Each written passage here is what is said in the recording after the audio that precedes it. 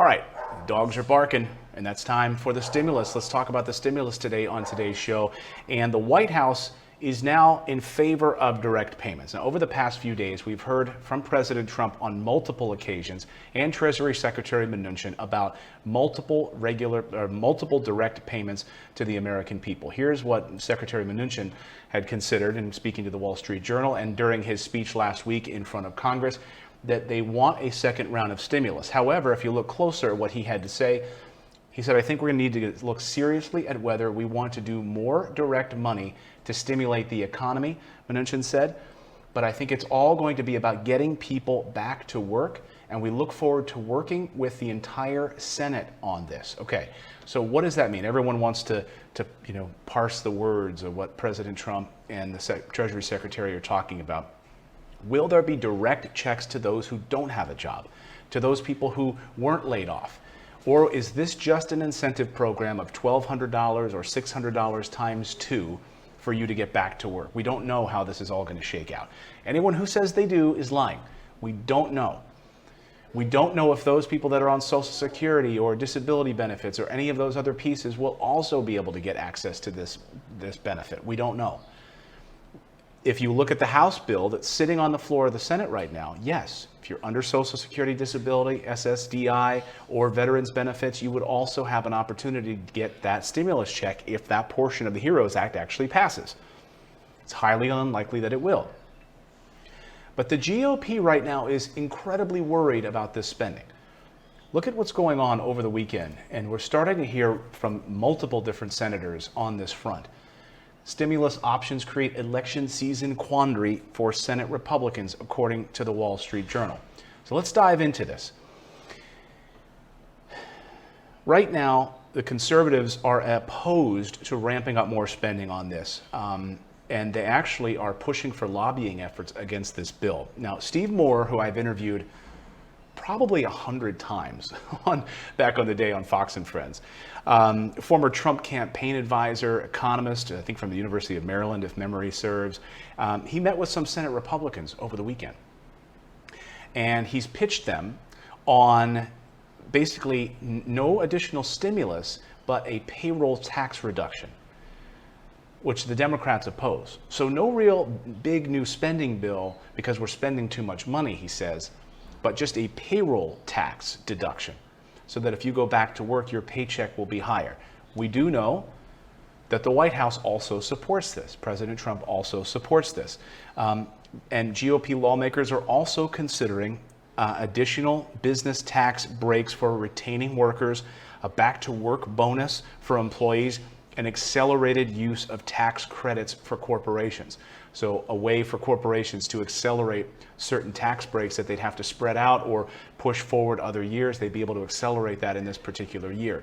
But again, for the average American who is, who is either laid off or doesn't have a job right now, who's not going to be able to go back to work, where does this leave them?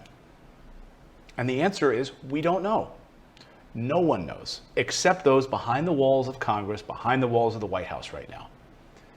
Anyone on a YouTube video or otherwise, I keep seeing these ridiculous like CNET articles popping up that are ridiculous, and they keep regurgitating the same thing, and they keep telling you what the HEROES Act has passed, which is months ago at this point now, right? It's on the desk of the Senate. It's been sitting there.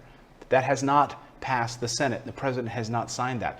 So we do not know if there's going to be a direct additional stimulus payment to the American people who are unemployed, like the CARES Act, to those people who qualified up to $75,000.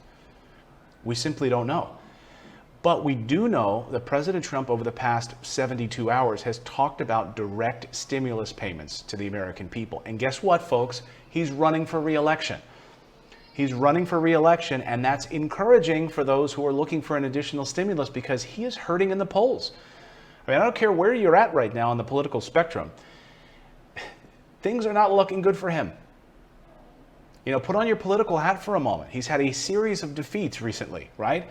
DACA, the LGBT decision in the Supreme Court, a rally this weekend with pretty paltry numbers in Oklahoma, which is the most red state in the country. Now, I'm not getting political, But when you looked at a rally that they expected to not only sell out of 19,000 people, they had the facility next door also housing 40,000 people that they intended for the overflow audience. The 19,000 people, only 6,000 showed up. But 6,000 is still a lot of people. Okay, that's more than a lot of Joe Biden rallies. Okay, so that's still a lot of people. But it was the most red state in the country.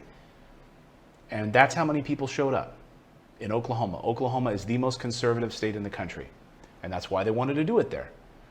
So things are not, and the poll numbers are not looking strong right now among women for President Trump. I'm just giving you the facts here, folks, okay? So what can you do if you're running for re-election? Well, get another stimulus into the hands of the American people. You can ride in on a white horse as the savior, right? And show the American people that you're there to help, regardless of the outcome. I want to give you some history here and why this is so important. I was a history major in college, and I love history. And if you don't study history, you're doomed to repeat it. And I love to, understanding history is very important for context where we are now. It often repeats itself if you don't pay attention to it. Remember that during 1932, Herbert Hoover, then president, had an unemployment rate over 8%. No party has held the White House ever in history with an unemployment rate over 8%. People tend to blame the party in power. It's just how it goes. No president in history has retained the White House with over an 8% unemployment rate, okay? We're over 13% unemployment in this country. And all eyes on these June jobs numbers in just a few weeks, okay? At the beginning of July, the first Friday of that July, we're going to get those jobs numbers of June. I think this election hinges on those numbers. But the White House doesn't want to wait. They want to get another injection of stimulus into the hands of the American people because they know that once that money hits the economy, it could take a few months to show up. And if on election day we're above 8% or 9% unemployment, there's very little chance that he wins and retains the White House. That's history. Now, he could shock us all. He certainly shocked us winning in 2016, right?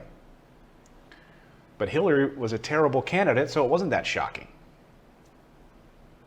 So it'd be interesting to watch this. Remember, since Herbert Hoover, no president has won re-election with an over 8% unemployment rate. President Franklin Roosevelt rode in on that. And then, of course, we faced that in World War II. I want to show you some of these numbers, though, and they're really surprising as we look at some of the COVID numbers over the past few weeks and how it's going to unfold over the next few weeks into summer. I'll get to those in just a second.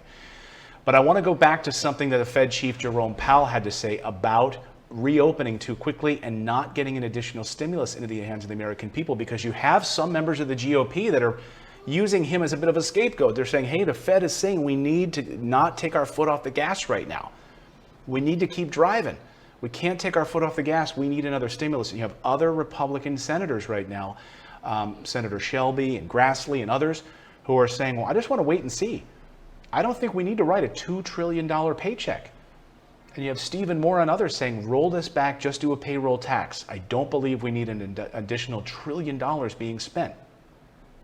Take a look at what Fed Chief Jerome Powell had to say about it. I think that it would be a concern if Congress were to pull back from the support that it's providing too quickly.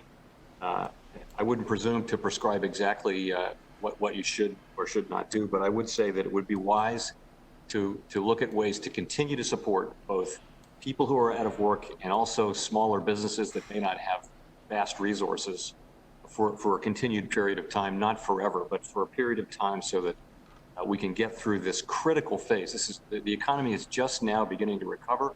It's a critical phase, and I think that support would be well placed at this time. So that was Fed Chair Jerome Powell last week saying we cannot take our foot off the gas now. We can't. But I'm concerned about this. I mean, I'm a fiscal conservative when it comes to money. I don't want my government going massively into debt. I've never been that way. So take a look. When you look at these numbers, holy smokes, folks. I mean, this is where we're at right now with our national debt and our gross national debt as a percentage of GDP. Look at this. I mean, look, we're basically like World War II era. And look where we would have been if Reagan and Bush had balanced their budgets. You see this just massive increase. The last time we had a balanced budget and a surplus was under Clinton. See the decrease under Bill Clinton. Because he worked with Republicans, and you had a Fed chair in Alan Greenspan that told him debt is the thing that could break us. It could destroy America. And he said, okay, how do we do it? Let's do it. Let's get it done. And he worked with Republicans and got it done. And then look at explode under Bush, explode under Obama, and just off the charts now under President Trump. So there is absolute concern about it. I'm terribly concerned about this additional spending. But I'm also a realist in hearing what the Fed chief is saying about additional stimulus to make sure that we don't have people homeless, businesses don't collapse. We're going to talk about the home numbers in a minute, and I'm excited about the home prices in our country. That's great. But there's that underlying inability to pay mortgages right now, and 25% of forbearance. I mean, there's a huge uptick in the amount of people that are claiming forbearance on their homes and not able to pay mortgages. And a huge uptick on the amount of people that can pay rent, and it's adversely affecting minorities. Way more than white communities. And look at the national debt. Look at this number that just keeps going up and up and up. I mean, how is that possibly sustainable? I mean, if you ran a company like that, we saw last week, we saw companies basically saying we have to lay off 10,000 people. BP announced they had to lay off 10,000 people because every day they were losing millions of dollars. Well, the U.S. government doesn't do that. They just continue on spending. Unbelievable. Senator Rand Paul doesn't want to spend more money right now, especially, he said, if the bargaining chip is liability protection. He says, that's not, okay, liability protection for these businesses, that's great, but we're going to basically give up liability protection in favor of a $2 trillion price tag? That's what we're giving up? And that appears to be the bargaining chip right now between Senator Mitch McConnell and Nancy Pelosi. That additional spending for state and local governments, and he'll get his liability protection. So right now, GOP lawmakers looking to cut business taxes, get back to work bonuses for the American people. President Trump also pushing for those additional checks for the American people as a return to work bonus. Again, I think the central question in all of this is, will we see additional stimulus checks that are a direct payment to the American people that are not tied to you going back to a job that you may or may not even have anymore? That to me is the question. And we don't know. Anyone that says they know is lying. We don't know that answer yet. So we'll be keeping our eye on it. Every time we hear from a White House advisor, we want to bring it to you because I think they're all trying to gather the mood right now in the White House, and the GOP has said, they said in this Wall Street Journal piece that we're looking for the White House for guidance on this. So if the White House is calling for this additional spending, I think they're going to reluctantly go along with it. Why? He is the leader of their party. They are not going to want Joe Biden as president of the United States if they have an opportunity to stop it with an additional stimulus. Bottom line. I want to thank everyone for subscribing to the show. And by the way, we have our newsletter. It's totally free. If you just come to morninginvest.com, we have a link below in the description. It's a newsletter that we're working on, and I'm really excited about it.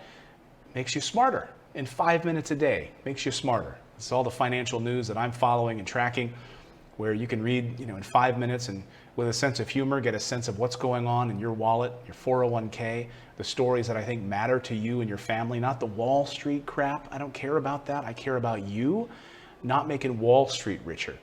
Okay, this is the show for the average person, showing you how to build financial intelligence. So thank you so much for subscribing. Check out our free newsletter. It's in the link below.